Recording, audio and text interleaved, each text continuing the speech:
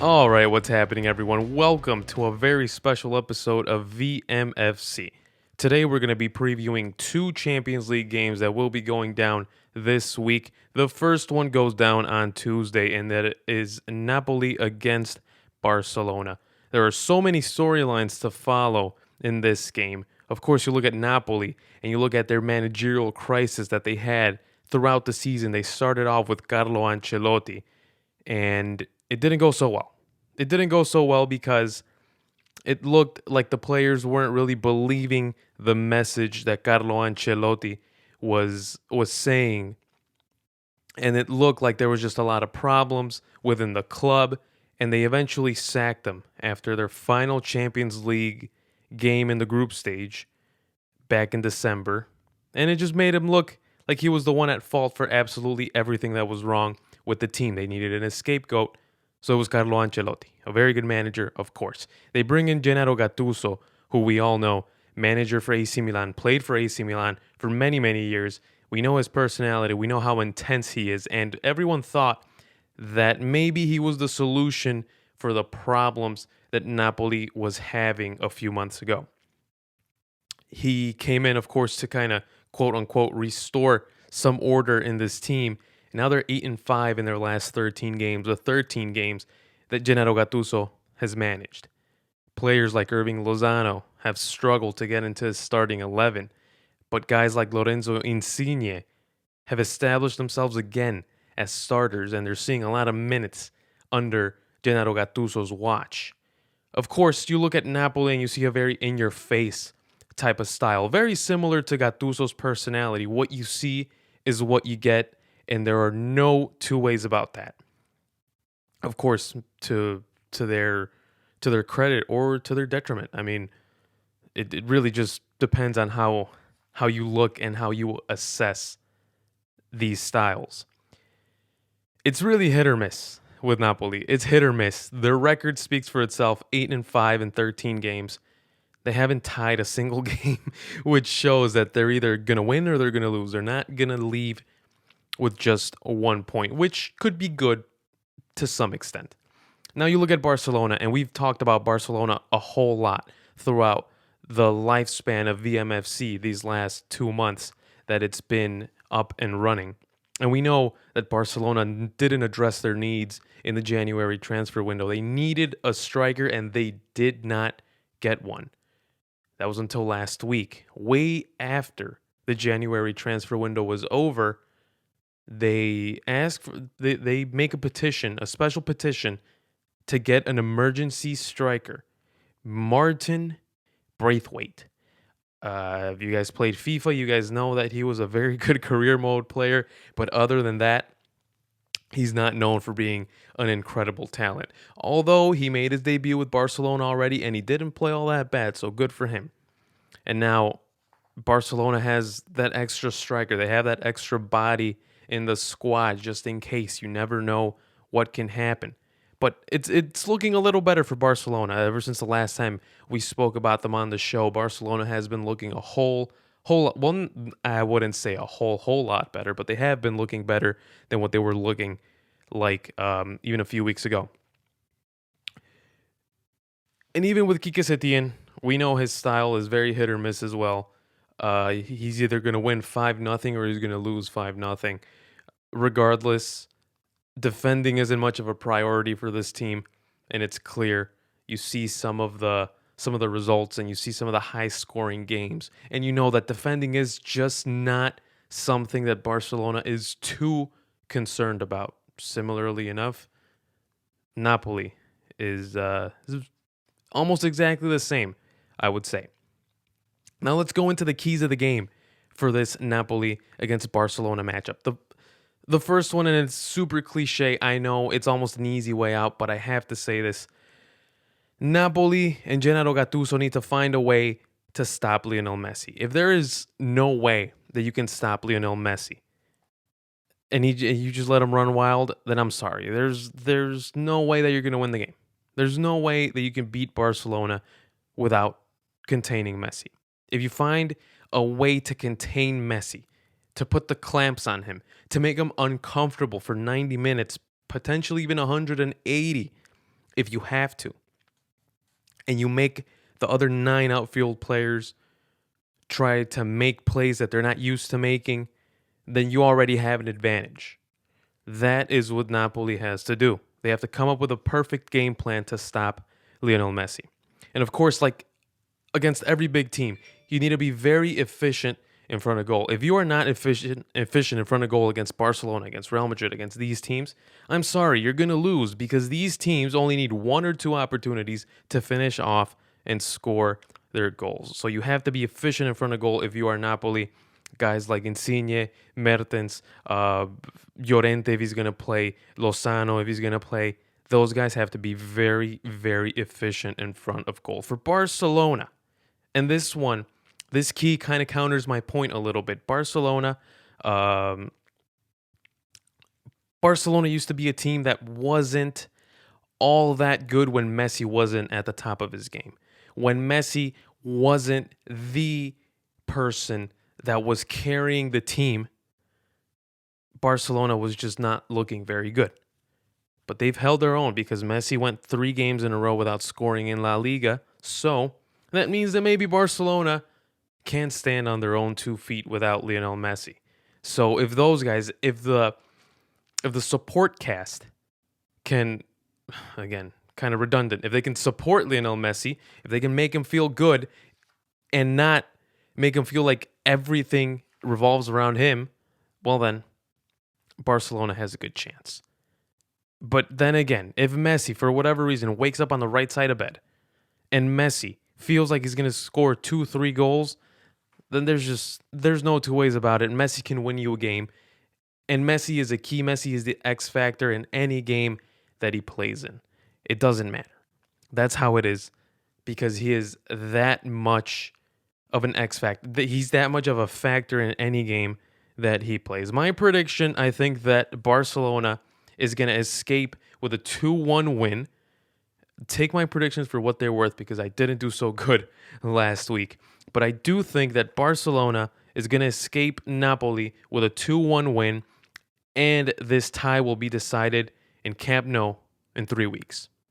On to the second matchup that we will be breaking down here on VMFC. This one by far, at least for me, the most interesting one of the entire week, and that is Real Madrid against Manchester City. You look everywhere and you see interesting storylines all around. Of course, the first one is Zinedine Zidane because he returns to the place where he feels very, very comfortable. Zinedine Zidane is yet to lose a direct elimination tie with Real Madrid. In other words, he has never been eliminated as a manager from the Champions League. Let's take a second to take all of that in.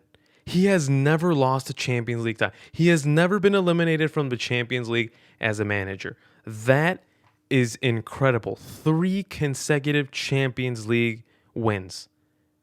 He's back to where he feels the most comfortable. But it is very fair to say that Real Madrid has not been playing their best in these last few weeks. And a lot of that is because they've seen a lot of injuries in their squad. Although they do have a lot of depth, they do have some injuries, very important injuries. We saw Eden Hazard this past weekend go down, apparently with a shin fracture or something like that. Should be out for about 3 months, which, calculating properly, he won't play for the remainder of the season. And even if he wanted to, I'm pretty sure at Belgium, they're not going to want to let him play with Real Madrid because they want to let him play in the Euros in June. So they will be very cautious with Eden Hazard there. They lost Liga's first spot. They were league leaders. They lost. Now they're in second place. And that schedule isn't getting any easier because, of course, they face Manchester City on Wednesday and then they face Barcelona on Sunday. So this schedule is just not getting any easier for Real Madrid. And this is definitely not the moment. You never want to get injuries, but this right here is definitely not the moment in the season where you want your players to get hurt. Manchester City is a very interesting storyline here because a lot of what we talked about last week with the ban and that whole segment that I that I made explaining what was going on and what could happen. Manchester City can potentially be playing their last few Champions League games until 2023 or 2022, something like that. So that if the ban stands, they will not play Champions League for the next 2 seasons. If that doesn't light a fire under Manchester City's ass for these next few months, I do not know what will. I think that this itself could be a crucial advantage for Manchester City going forward in this Champions League season. As a whole, it just appears like Manchester City. I hope I said Manchester City a few seconds ago. Manchester City as a whole just seems a little bit more united. They feel more of a group now than they did before. Before it was a lot of individual talent. Right now, it feels like it's Manchester City, the only focus. It's the group that matters the most, and that can take them very far in this tournament. Aymeric Laporte returned as well.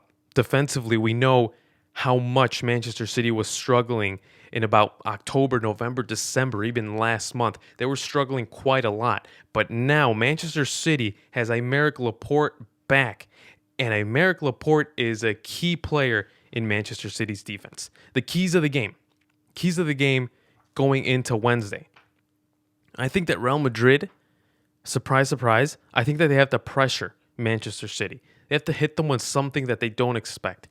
Make them play on the back foot a little bit. See what Manchester City reacts like when they're not comfortable, when they're not playing the style that they are used to playing. Real Madrid has to make Manchester City uncomfortable quickly because we know that Manchester City tends to fold under pressure.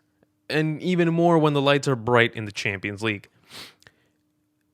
As for Manchester City, they need the ball.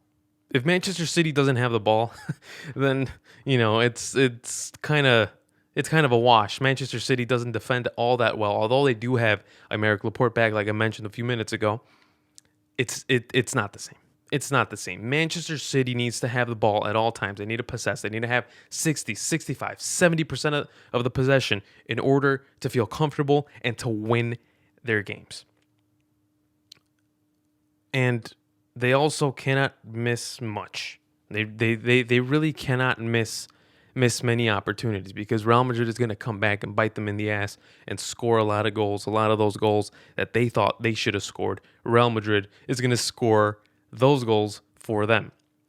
The mentality. The mentality is also a key factor for Manchester City. Manchester City needs to feel like they belong in this scenario. They belong in this moment of the season. It just doesn't feel like they do whenever they played against Tottenham, whenever they played against Liverpool, whenever they played against Monaco. It just didn't feel like they belonged in this important type of game, and really just a crucial game for not only their season, but I would say their history, period.